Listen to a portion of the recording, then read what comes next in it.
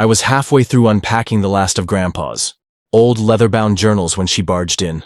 Not a knock, not a hello, nothing. She just stormed right into my grandfather's 150-year-old ranch like she owned the place. Her name? Karen Mitchell, president of the Willow Creek Homeowners Association, the kind of person who wears entitlement like a crown.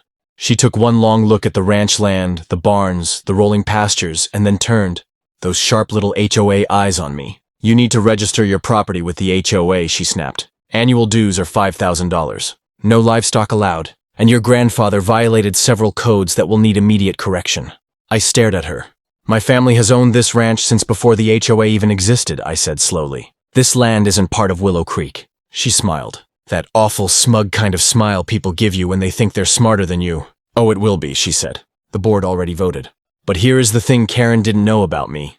I am not just some random rancher. I am her governor, and she just declared war on the wrong person.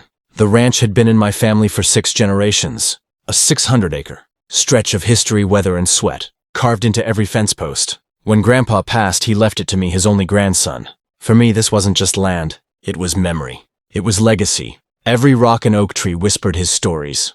But Willow Creek changed after Karen became HOA president. The first time I met her, she handed me a 3-page packet listing violations Grandpa supposedly committed. Unpainted fences, improper barn height, unauthorized livestock. I thought it was some mistake, so I went to the next HOA meeting thinking I would calmly explain that our ranch was legally separate from the subdivision. That was my first mistake. Karen stood at the podium acting like she was Queen of Texas. She announced they had unanimously voted to bring my ranch under HOA governance. When I stood up to object, she cut me off. Sir, you are required to register your land. Non-compliance results in fines, liens, and potential foreclosure. I asked her to show me the legal basis for their claim. She waved vaguely at a binder and said the board had consulted counsel. That was the first red flag. When I pressed further, she smiled that smug little smile again and said, "Well, if you want to fight this, I hope you have a good lawyer." That was just the beginning. The next morning, I woke up to find 3 bright orange violation notices nailed to my front gate. Violation number 1, unauthorized livestock. Violation number 2, unsafe structures. Violation number 3, non-compliant property aesthetics. I laughed at first thinking it was some ridiculous mix-up, but then my neighbor Tom dropped by shaking his head. "They're serious," he warned. "Karen's been trying to grab that land for years. She's dreaming of turning it into a luxury golf course." That explained a lot. Over the next 2 weeks, the harassment ramped up. HOA inspectors trespassed onto my land, taking pictures of my barn's fences and even my cattle. Then came the fines. $500 here, $1,000 there. One letter even threatened to have my livestock seized if I didn't comply. But the final straw came when Karen showed up with 2 county deputies, demanding access to my barns for a so-called safety inspection. I asked if they had a warrant. She smirked. "We don't need one. This property is under HOA jurisdiction now." I pulled out the county property map. "No, it isn't." The deputies looked uneasy, but Karen doubled down, threatening to fine them. 2 if they didn't back her up. That was the moment I knew this wasn't just about rules. This was about power. So I started digging. I spent nights combing through county records, land deeds, and HOA bylaws. And what I found made my blood boil. Karen's board had illegally altered boundary maps and filed fraudulent claims trying to annex Grandpa's ranch into Willow Creek without ever getting county approval. She wasn't just playing dirty. She was breaking the law. And if Karen wanted a fight, she was about to get one. Step 1 was simple. I called the state attorney general's office and filed a formal complaint against the Willow Creek HOA for attempted land annexation without consent. Step 2. I contacted every neighbor Karen had bullied over the years. Turns out there were a lot. Within 3 days, we formed an informal alliance. 10 property owners pooled together documents, proof, and signed statements. Step 3. I called an emergency meeting of the Willow Creek HOA board. I walked into that room with one folder in my hand and every camera I could find rolling. Karen smirked when she saw me. Thought she had me cornered. Then I dropped the folder on the table. Inside were county property maps, certified deeds, and a signed statement from the zoning commissioner declaring the HOA had no jurisdiction over my land. Karen's smirk vanished, but I wasn't done. Slid over a second set of documents outlining a formal petition to dissolve the HOA, leadership for misconduct, abuse of power, and fraud.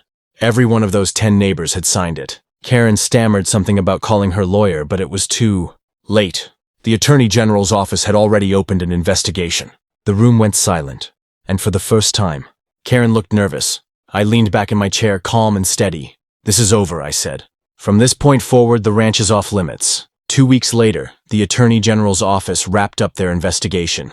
The verdict? The Willow Creek HOA had committed multiple counts of fraud, trespassing, and illegal annexation attempts. The entire board was dissolved on the spot. Karen was removed from her position, barred from holding any HOA leadership role ever again, and fined personally for her actions. The county reinstated the official boundaries and issued me a written declaration confirming the ranch's independence. The day the ruling came down, Karen drove past the ranch, slowly glaring at me from behind the wheel of her SUV. I just smiled and tipped my hat. The neighbors threw a barbecue that night, celebrating not just my win but theirs too. For the first time in years, Willow Creek was free. A week after the hearing, I sat on Grandpa's porch, coffee in hand, watching the sun rise over the rolling pastures. For the first time since I had inherited the ranch, it was quiet. No hammering of HOA signs, no fake violation notices, no Karen marching up the driveway like she owned the world. The neighbors started stopping by more often too. Folks who hadn't spoken to each other in years came together, swapping stories about the tyranny they had endured under Karen's reign. And for the first time, Willow Creek actually felt like a community again. Grandpa used to tell me, "This land will take care of you if you take care of it." I finally understood what he meant. But this wasn't just about the land. It was about standing up when someone tries to take what isn't theirs, whether it's your home, your peace, or your dignity. Karen thought she was untouchable. She thought rules were weapons, not responsibilities, and in the end, her own rules buried her. Sometimes justice moves slow. Sometimes you have to be patient, quiet, and meticulous. And sometimes the sweetest revenge is letting the truth speak for itself. I looked out over Grandpa's fields and smiled. "Rest easy, old man," I whispered. "Your ranch is safe. And to everyone watching this, I will leave you with this. If someone like Karen came after your home, your family's legacy, and your peace of mind, what would you have done?" Drop your answer in the comments. I read every single one. And if you stuck around to the very end, comment, "Justice served," so I know my fellow fighters are out there. Because when people like Karen come for what is yours, sometimes you don't just fight back. Sometimes you win.